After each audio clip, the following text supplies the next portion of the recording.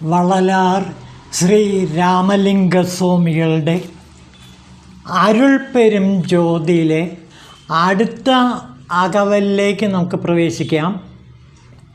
ശുദ്ധ വേദാന്ത തുരീയമേൽ വെളിയനും അത്തകു ചിർസഭ അരുൾപ്പെരും ജ്യോതി. ചിത്സഭയിലെ എങ്ങനെയുള്ള ചിത്സഭ? തുരീയമേൽ വെളിയനും, തുരീയം എന്ന് പറയുന്ന ആ ചിതാകാശത്തിൽ വിളങ്ങുന്ന അരുൾപ്പെരും ജ്യോതി. അപ്പോൾ ഇവിടെ തുരീയം എന്ന ചിതാകാശത്തിൽ പ്രകാശിക്കുന്ന അരുൾപ്പെരും ജ്യോതി. ഈ തുരീയം എന്താണെന്ന് വ്യക്തമാക്കണം. ശുദ്ധ വേദാന്ത തുരീയം, ശുദ്ധമായ വേദം, വേദത്തിൻ്റെ അന്തം. വേദത്തിൻ്റെ അന്തം എന്ന് വെച്ചാൽ ഉപനിഷത്ത്, വേദാന്തം. വേദാന്തം എന്ന് പറഞ്ഞാൽ അത് ഉപനിഷത്തുകളെ സൂചിപ്പിക്കുന്നു. അപ്പോൾ ഉപനിഷത്തുകളിലാണ് ഈ തുരീയ അവസ്ഥയെക്കുറിച്ചിട്ട് ഏറ്റവും കൂടുതൽ വിവരിക്കുന്നത്. മാണ്ഡൂക്യോപനിഷത്തിലും അതേപോലെ മറ്റു പല ഉപനിഷത്തുകളിലും ഈ തുരീയ തലത്തെ, ജീവൻ എത്തിപ്പെടുന്ന തുരീയ തലത്തെക്കുറിച്ച് വളരെ വ്യക്തമായി ഉപനിഷത്തുകൾ വർണ്ണിക്കുന്നുണ്ട്. ആ ഉപനിഷത്ത് സത്യങ്ങളെയാണ് ഇവിടെ വേദാന്ത, ശുദ്ധ വേദാന്ത തുരീയമേൽ വെളി എന്ന് പറയുന്നത്. അപ്പോൾ തുരീയ വെളി എന്ന് പറയുന്നത് ചിതാകാശത്തിലെ തുരീയ തലമാണ്. ആ തുരീയ തലം ജീവാത്മാവ് കടന്നു പോകുന്ന ഏറ്റവും ഉയർന്ന മണ്ഡലങ്ങളിലൊന്നാണ്. അതായത് ജാഗ്രത് തലം, സ്വപ്നതലം, സുഷുപ്തി തലം, തുരീയ തലം. ചില ഉപനിഷത്തുകളിൽ തുരീയത്തിനും അതീതമായി തുരീയ അതീതം എന്ന് പറഞ്ഞ മറ്റൊരു തലത്തെക്കുറിച്ചുകൂടി വർണ്ണിക്കുന്നുണ്ട്. അപ്പോൾ ഇത് ജാഗ്രത്, സ്വപ്ന, സുഷുപ്തിയും കഴിഞ്ഞ് നാലാമത്തെ അവസ്ഥ തുരീയ തലം. നാം കഴിഞ്ഞ ദിവസം കണ്ട പ്രണവത്തിലെ നാലാമത്തെ അമാത്രയായ മാത്ര, അതായത് അകാര, ഉകാര, മകാരങ്ങൾക്ക് ശേഷമുള്ള ആ അമാത്ര, നാലാമത്തെ മാത്ര. ആ ജാഗ്രത്, സ്വപ്ന, സുഷുപ്തി തലം കഴിഞ്ഞ് നാലാമത്തെ തലമാണ് തുരീയ തലം. ജാഗ്രത് എന്ന് വെച്ചിട്ടുണ്ടെങ്കിൽ നമ്മുടെ ഇപ്പോഴത്തെ ഉണർന്നിരിക്കുന്ന അവസ്ഥ. സ്വപ്നം എന്ന് പറഞ്ഞാൽ നാം ഉറങ്ങുമ്പോൾ കാണുന്ന ആ സ്വപ്നങ്ങൾ, അതെല്ലാവർക്കും പരിചിതമാണ്, സ്വപ്നതലം. അപ്പോൾ ജാഗ്രത്, സ്വപ്ന. അത് കഴിഞ്ഞിട്ട് സുഷുപ്തി, ഗാഢനിദ്ര, ഒന്നും അറിയാത്ത ഉറക്കം, എല്ലാം മറന്ന് ഒന്നിനെക്കുറിച്ചും ഓർമ്മയില്ലാതെ മഹാശൂന്യതയിൽ കഴിയുന്ന ആ നിതാന്തമായ ഒരു ജാഗ്രത സ്വപ്നങ്ങളുമില്ലാത്ത സുഷുപ്തി. ഈ സുഷുപ്തി തലവും കഴിഞ്ഞിട്ടാണ് പിന്നെ തുരീയ തലത്തിലെത്തിച്ചേരുന്നത്. അത് ബ്രഹ്മാവസ്ഥയാണ്, ബോധാവസ്ഥയാണ്, അറിവിൻ്റെ തലമാണ്. നാം നേരത്തെ കണ്ട അറിവിൻ്റെ തലമാണ് ഈ തുരീയ തലം. ശുദ്ധമായ അറിവ്, ശുദ്ധമായ ബോധം, ശുദ്ധമായ കോൺഷ്യസ്നസ്, അതിനെയാണ് നാം തുരീയം എന്ന് വിളിക്കുന്നത്. ഇതും കഴിഞ്ഞിട്ട് ശൈവത്തിൽ തുരീയാതീതം എന്ന് പറഞ്ഞൊരു തലത്തെക്കുറിച്ചുകൂടി വർണ്ണിക്കുന്നുണ്ട്. നമുക്കിവിടെ തുരീയത്തെക്കുറിച്ചിട്ടാണ് അറിയേണ്ടത്. അപ്പോൾ എങ്ങനെയാണ് ഈ ജാഗ്രതയിൽ നിന്ന് സ്വപ്നത്തിലേക്കും, സ്വപ്നത്തിൽ നിന്ന് സുഷുപ്തിയിലേക്കും, സുഷുപ്തിയിൽ നിന്ന് തുരീയ തലത്തിലേക്കും കടക്കുന്നത് എന്ന് അരുൾമൊഴികൾ എന്ന കൃതിയിൽ ഗോപാലസ്വാമികൾ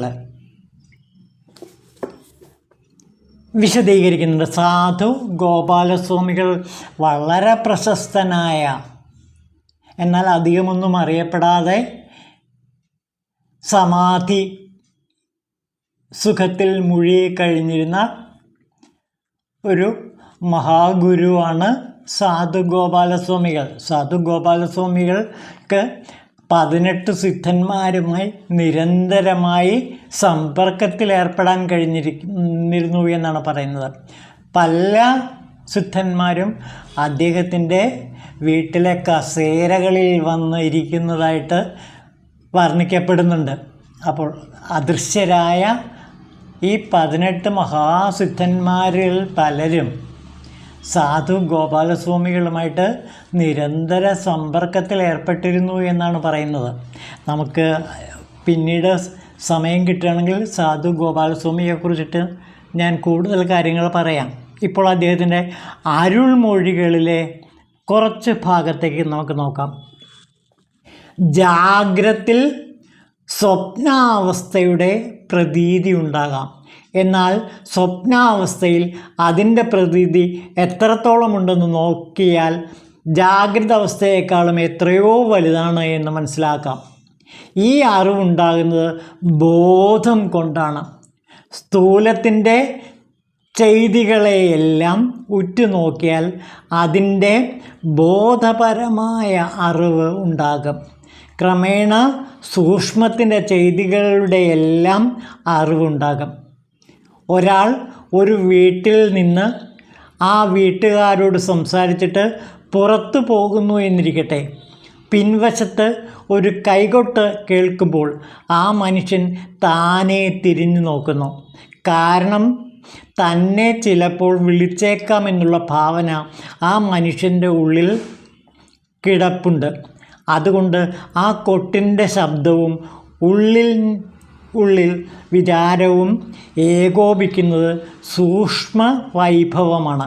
എന്നാൽ മറ്റാരും ആ കൈക്കൊട്ടിനെ സാധാരണ വകവയ്ക്കാറില്ല. അതുപോലെ ആഫ്രിക്കയിൽ തൻ്റെ സ്വന്തം ഒരാളുണ്ടെന്നിരിക്കട്ടെ. അവിടുത്തെ വർത്തമാനം അറിയുവാനും മനുഷ്യൻ്റെ സുഖസൗകര്യങ്ങൾ അറിയുവാനും താൻ വെമ്പൽ കൊള്ളുന്നു. അവിടെ വല്ല കലാപവും നടക്കുകയാണെങ്കിൽ തനിക്ക് വളരെ വിചാരമുണ്ടാകുന്നു. തൻ്റെ ബോധം വ്യക്തമാണെങ്കിൽ അവിടെ നടക്കുന്നത് കാണാനും കഴിയും. ഇതെല്ലാം സൂക്ഷ്മബോധത്തെ ഉണർത്തുമ്പോൾ ഉണ്ടാകുന്നതാണ്. അപ്പോൾ സൂക്ഷ്മബോധം ഉണരുമ്പോൾ അകലെയുള്ള കാര്യങ്ങൾ നമുക്ക് പ്രത്യക്ഷമായിട്ട് കാണാൻ കഴിയുമെന്നാണ് സാധുഗോപാലസ്വാമികൾ പറയുന്നത്. അദ്ദേഹത്തിൻ്റെ അനുഭവമാണത്. സൂക്ഷ്മബോധം കൂടി കൈവന്നാൽ കാരണാവസ്ഥയിൽ നടക്കുന്നതും ക്രമേണ കാണാൻ കഴിയും. കണ്ടോ, സൂക്ഷ്മാവസ്ഥയും കൂടെ കടന്നു കഴിയുമ്പോൾ കാരണാവസ്ഥയിൽ നടക്കുന്നതും ക്രമേണ കാണാൻ കഴിയും. അതായത് ഭാവിയെക്കുറിച്ചിട്ടും അയാൾക്ക് കാണാൻ കഴിയും. അവിടെ നാം സുഷുപ്തിയിൽ ആണ്ടുപോകുന്നു. അവിടെ എന്താണ് നടക്കുന്നത് എന്ന് നോക്കാറില്ല. സുഷുപ്തിയിൽ ഏർപ്പെടുന്നത് ക്ഷീണം വരുമ്പോഴാണ്.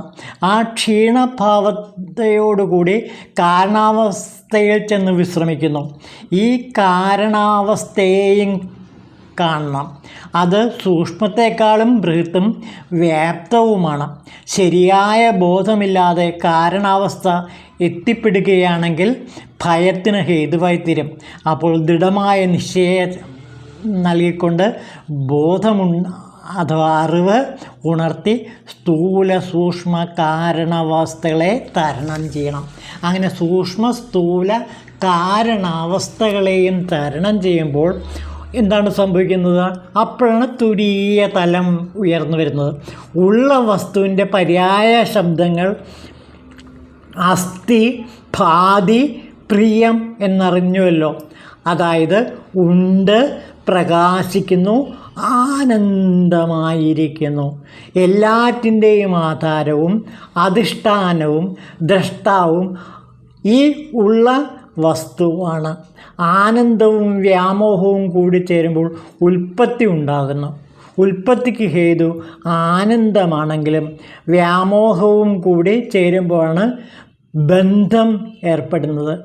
അതായത് ആനന്ദവും വ്യാമോഹവും കൂടിച്ചേർന്നാൽ ആസ്വാദനം എന്നതുണ്ടാകുന്നു.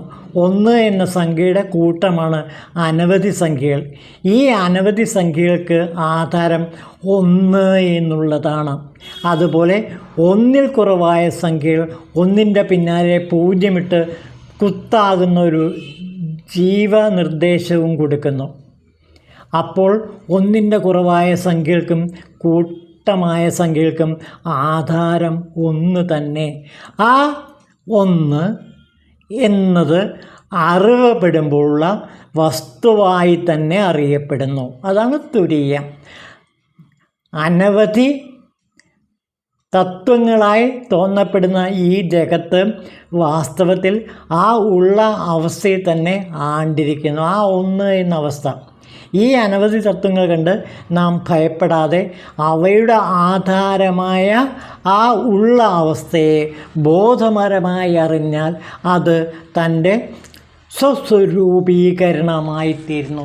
അങ്ങനെ സ്വസ്വരൂപീകരണമായ ഈ 1-ലേക്ക് എത്തിച്ചേരുമ്പോൾ, അതായത് ശുദ്ധ ബ്രഹ്മബോധം നമ്മിൽ നിറയുമ്പോൾ നാം തുരീയ തലത്തിൽ എത്തിച്ചേരുന്നു. ഇതാണ് ഉന്നതമായ തുരീയ തലം. ഇതാണ് ചിത്സഭയിലെ ആനന്ദ നൃത്തം. ചിത്സഭയിലെ ചിദംബരത്തെ ചിത്സഭയിലെ നടരാജ നൃത്തം ഇതാണ്.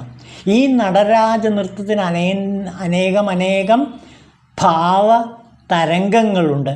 ആ ഭാവതരംഗങ്ങൾ ഉയർന്നുയർന്ന് വീണ്ടും തുരീയാതീതമായ തലത്തിലേക്ക് ഈ ആനന്ദ നൃത്തം അതിൻ്റെ ക്ലൈമാക്സിലേക്ക് എത്തിച്ചേരും. അപ്പോൾ ബ്രഹ്മാനുഭൂതിയുടെ അത്യുന്നത തലങ്ങളിൽ അയാൾ എത്തിച്ചേരും. അപ്പോൾ ജാഗ്രത്, സ്വപ്ന, സുഷുപ്തി തലങ്ങൾ കടക്കുമ്പോൾ, അതായത് കാരണവും കടക്കുമ്പോൾ തുരീയം എത്തിച്ചേരുന്നു. അപ്പോൾ കാരണശരീരത്തിനപ്പുറം, കാരണശരീരത്തിൽ എത്തുമ്പോൾ എന്താണ് സംഭവിക്കുന്നത്? വർത്തമാനവും ഭാവിയും അതുപോലെ ദൂരെയുള്ള സ്ഥലങ്ങളും എല്ലാം തന്നെ കാണാവുന്ന അഷ്ടൈശ്വര്യസിദ്ധികൾ കൈവരും. ഈ കാരണ ശരീരത്തിലേക്ക് നാം എത്തിച്ചേരുമ്പോൾ നമുക്ക് പല സിദ്ധികളും ഉണ്ടാകും. ദൂരെയുള്ള കാഴ്ചകൾ നമുക്ക് കാണാൻ കഴിയും. അതേപോലെ ഭാവിയിൽ വരാനിരിക്കുന്ന സംഭവങ്ങളെ മുൻകൂട്ടി കണ്ടറിയാനും കഴിയും.